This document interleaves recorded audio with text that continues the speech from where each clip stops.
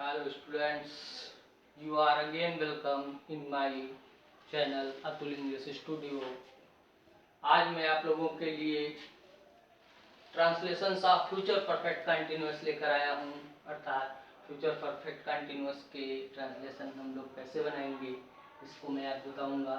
चूँकि मैंने आज फार्मूला नहीं लिख रखा है, मैं आपको ये समझाना चाहता हूँ कि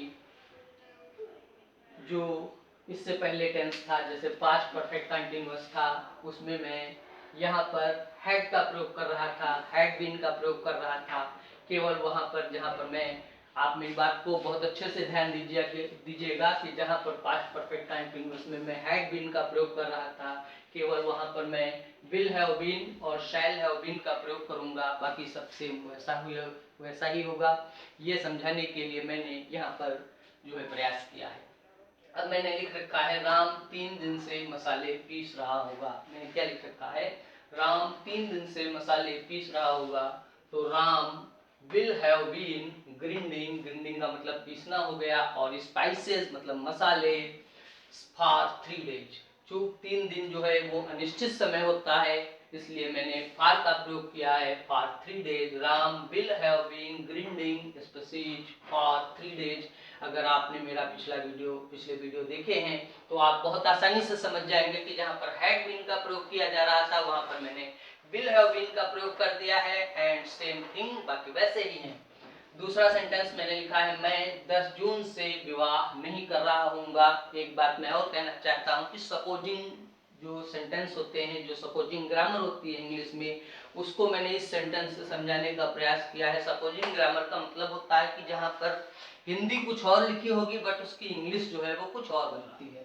जैसे कि मैंने ये एक सेंटेंस लिखा है, मैं 10 जून से विवाह नहीं कर रहा हूँगा। मेरी बात को आप ध्यान दीजिएगा, मैं 10 जून से विवाह नहीं कर रहा हूँगा। तो मैंने ट्रांसलेट क्या किया हुआ है, आई मैंने, मैं का मतलब आई हो गया, और शैल नॉट हैव का मतलब हो गया, शैल नॉट हैव का मतलब हो गया है यहाँ पर आई शैल नॉट हैव को हमने, आपने जैसा कि मैंने बताया, पिछला आप मेरा वीडियो देखिए, पिछले वीडियो मेरे टेंस के देखिए, तो वहाँ पर जहाँ पर मैंने पास्ट परफेक्ट में हैड का प्रयोग किया था वहाँ पर केवल शैल का प्रयोग हो गया है, बाकी सब वैसे ही है। Shall not have been tying not since जून।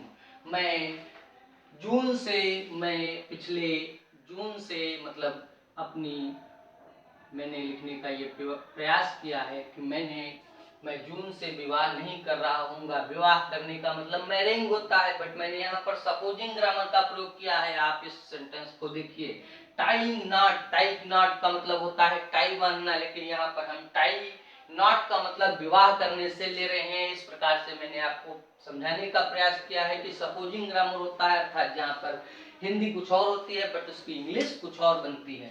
इस प्रकार से मैंने ये केवल 2 सेंटेंस बनाए हुए हैं आपको समझाने के लिए कि what is the future perfect continuous.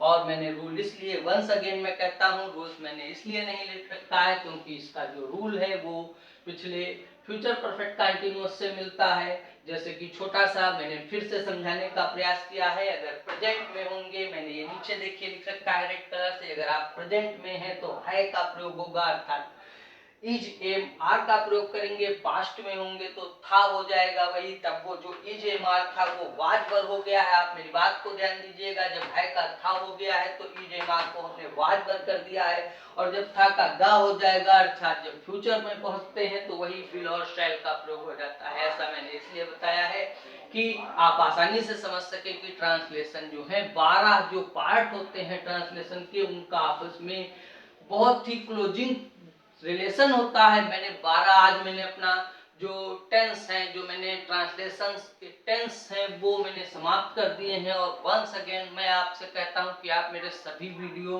According to आदर देखिए, अर्थात पहले के बाद दूसरा, फिर तीसरा, चौथा वीडियो देखिए, and I sure that you will be good in translation.